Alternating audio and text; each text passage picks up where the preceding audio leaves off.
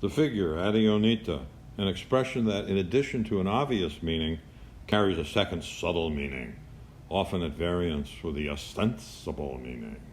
Son, I'm looking forward to eggs, 3, bacon, pancakes, and maybe maple syrup. I slept all night just so I could have my special Saturday morning breakfast. It's collection day on my paper route. Maybe, with my breath smelling like maple syrup, I'll get some tips. Mother, the way you run your paper route, I'm sure you'll get a lot of tips.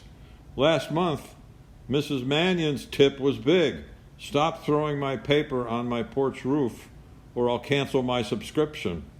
I talked to her and promised you would improve your aim. She was skeptical, but she gave you another month. Son, gee, Mom, thanks. If we didn't need the money, I would quit my paper route in a second. It's hard walking up the hill, dragging my wagon filled with papers. I'm out of breath and dizzy by the time I get to Mr. Popper's at the end of the route. But he always gives me a power cookie that makes me feel like running all the way home. He makes them in his really cool laboratory. Then he and Mrs. Popper bake them in the oven. I love the chocolate coconut and love to have one every day.